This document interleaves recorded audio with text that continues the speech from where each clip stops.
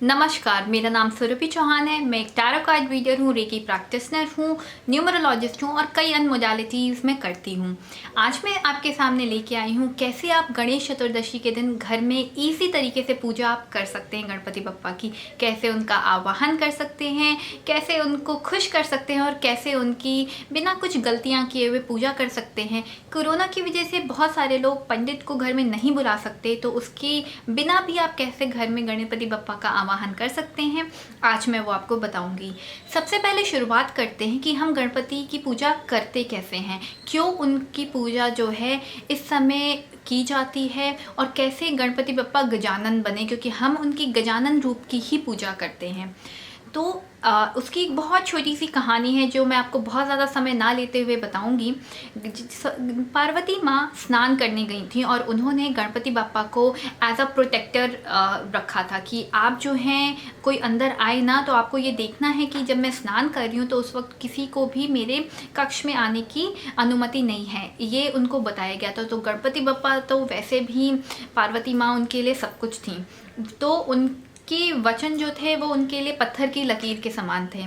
इस बीच क्या हुआ, शंकर भगवान पार्वती माँ से मिलने आने की कोशिश कर रहे थे। जब वो अंदर आने की उन्होंने अपना कोशिश करी तो गणपति बप्पा ने उनको वहीं रोक लिया, बोला कि नहीं, मुझे इस चीज़ की अनुमति नहीं है कि मैं किसी को भी जब माँ स्नान कर रही हैं तो मैं उन्हें जाने दूँ।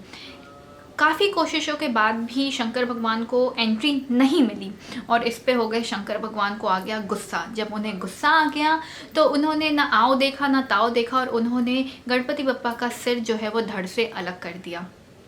जब ये हुआ और जब पार्वती माँ आई स्नान करके और उन्होंने ये दृश्य देखा तो वो बहुत ही ज़्यादा क्रोधित हो गई और उनके क्रोध में और उनकी वो रोने लगी, वो बहुत ही ज़्यादा दुखी हो गई। और इसके बाद शंकर भगवान को उनका कुछ उपाय ढूंढना था कि अब कैसे उन्हें दोबारा जीवित किया जा सकता है, क्योंकि उनका जो पुराना मुख था वो तो लगाया नहीं जा सकता था। तो अब उन्हें कैसे जीवित किया जाए, कैसे पार्वती माँ को जो गलती उनसे हुई है उसकी क्षमा उनसे मिले, इसके लिए उन्होंने ढूंढना चालू किया। जब उन्हें मिला कि गजानन जो हाथी होता है उसका सिर फिर गणपति बप्पा के धड़ में लगाया गया, उनकी बॉडी में लगाया गया और उसके बाद से ही गणपति बप्पा को गजानन बताते हैं।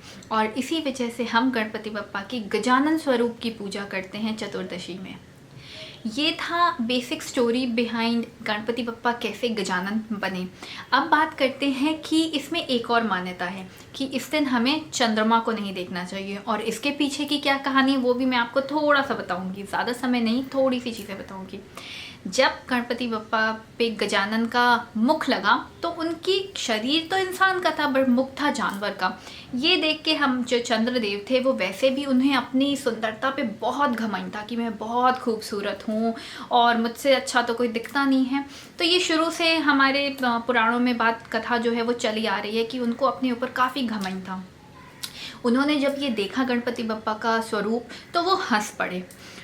जैसे ही उनकी हंसी निकली कि जो गणपति बप्पा हैं वो रुष्ट हो गए। उन्होंने उनको श्राप दे दिया कि अब जो है आपकी जो मुख है, आपकी जो सुंदरता है वो ख़त्म हो जाएगी, आप काले हो जाएंगे।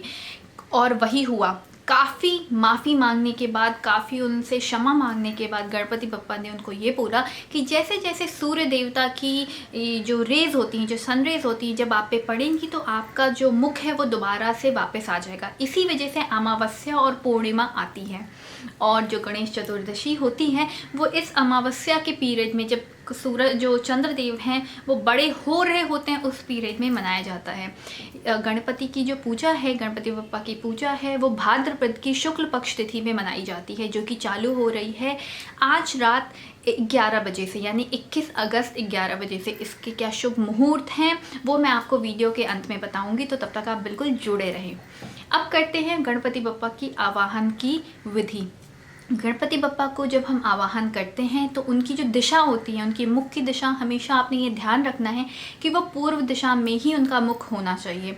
उनके इर्द गिर्द रिद्धि सिद्धि जो है उनको विराजमान हमें करना चाहिए। गणपति बप्पा की मूर्ति जो है अगर वो मिट्टी की हो तो वो बहुत ही अच्छी मानी जाती है, लाल रंग की हो तो वो उनका प्रिय रंग है, वो बहुत ही सुंदर माना जाता है। सूंड हमेशा लेफ्ट होनी चाहिए, ये आपको ध्यान रखना है, क्योंकि राइट सूंड वाले गणपति जी जो बप्पा हैं उनको ना खुश करना थोड़ा सा मुश्किल काम है। और आप देखेंगे कि जो हमारे सिद्धि विनायक के गणपति बप्पा हैं उनकी सूंड है राइट डायरेक्शन में, पर उनको खुश करना बहुत मुश्किल होता है। तो इसीलिए जो घर में हम विराजमान करते हैं वो हमेशा लेफ्ट सूंड वाले होने चाहिए। रिद्धि सिद्धि हम बनाएंगे सुपारी की, उनको हम उनके इर्द गिर्द रखेंगे, और जो कलश है वो उनके दाईं ओर होना चाहिए। कलश में आपने डालना है गंगा जल, नॉर्मल जल, और उसके साथ हमने द्रव्य होते हैं सिक्के हमने एक डालना है, उसके साथ हमने सुपारी डालनी है।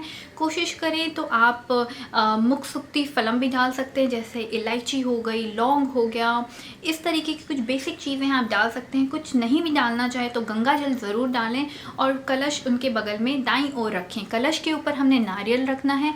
उससे पहले हमने कलश पे स्वास्तिक और ओम बनाना है, और उसकी कलश को क्लॉकवाइज डायरेक्शन में धागे से, जो आपका कलावा होता है, मोली जो होती है, उससे हमने 11 बार ज़रूर बांधना है।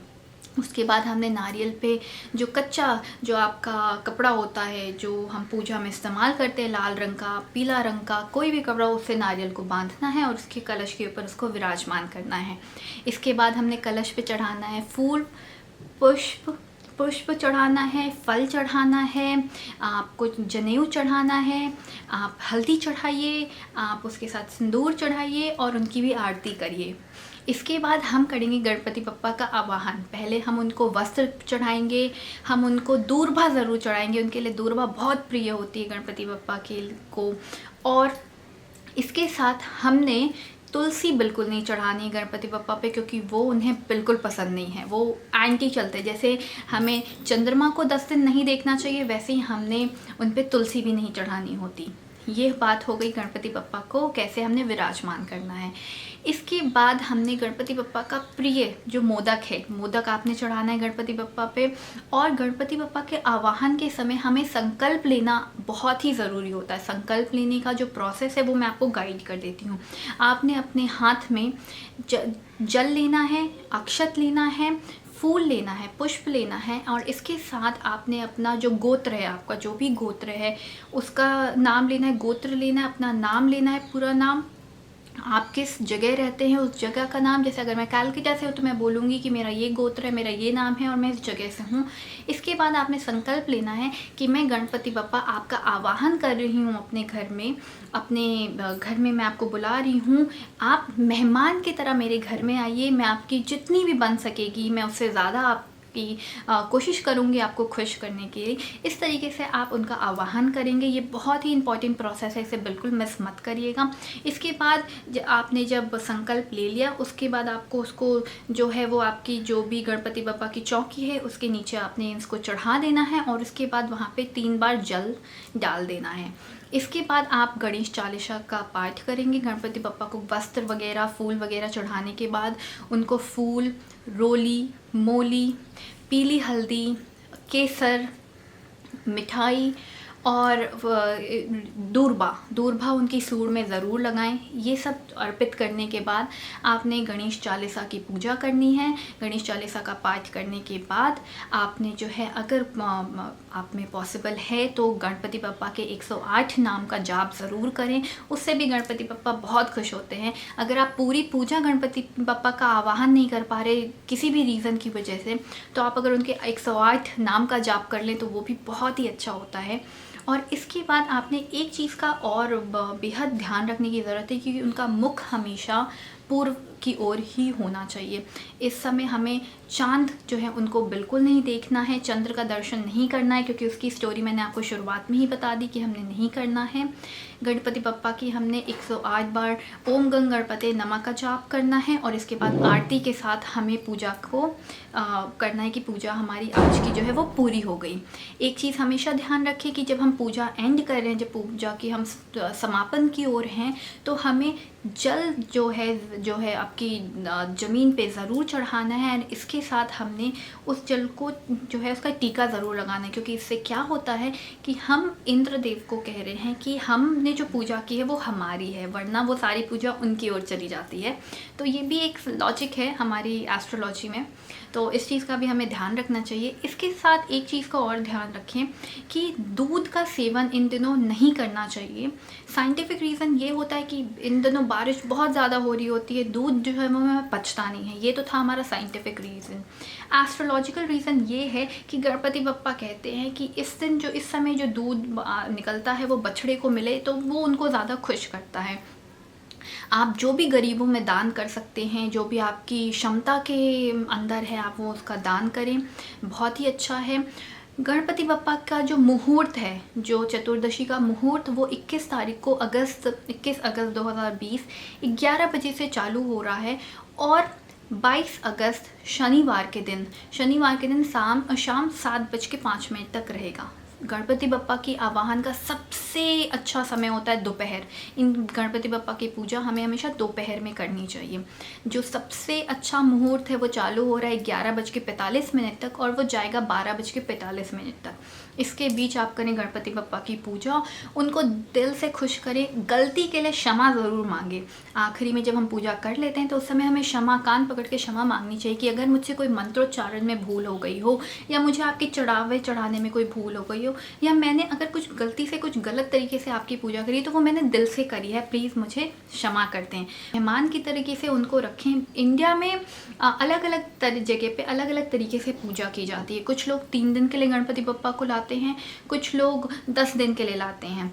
जो 10वां दिन होता है वो अनंत चतुर्दशी का दिन होता है। आपकी क्षमता के अनुसार आप गणपति बप्पा का आवाहन कर सकते हैं।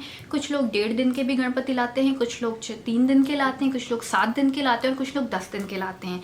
तो आपकी जैसी क्षमता हो आप उतने दिन के लिए गणपति बप्पा को ला सकते हैं। करें बहुत ही खुशी से पूजा और मुझे कमेंट करके ज़रूर बताएं कि आपको ये इन्फॉर्मेशन कैसी लगी है। मेरा लाइव टैरो कार्ड रीडिंग का शो रोज़ फेसबुक पे आता है। अगर आप देखना चाहते हैं, आप उसमें पार्टिसिपेट करना चाहते हैं, वो free tarot card reading sessions होते हैं, तो मेरे को फेसबुक पेज पे मेरे फॉलो करें जो कि है एस्ट्रो सुरभि। मेरे को मेरे इंस्टाग्राम पे भी फॉलो करें जिसका भी नाम है एस्ट्रो सुरभि, ASTROSURABHII। चैनल को सब्सक्राइब करें अगर आपको मेरी इन्फॉर्मेटिव वीडियोस अच्छी लग रही हों तो, और इसे शेयर करना भी बिल्कुल ना भूलें। सारी इन्फॉर्मेशन मैं डिस्क्रिप्शन बॉक्स में डाल दूँगी। गणेश चालीसा, गणपति बप्पा की आरती, उनकी पूजा विधि, शुभ मुहूर्त, सब कुछ डिस्क्रिप्शन बॉक्स में आ जाएगा ताकि आपको बहुत ही ईजिली सारी इन्फॉर्मेशन एक जगह पे मिल सके। तो गणपति बप्पा का आवाहन करिए और उनकी श्रद्धापूर्वक पूजा करिए। मिलते हैं अगले वीडियो में। अंटिल देन बाय बाय और stay healthy and be blessed. नमस्कार।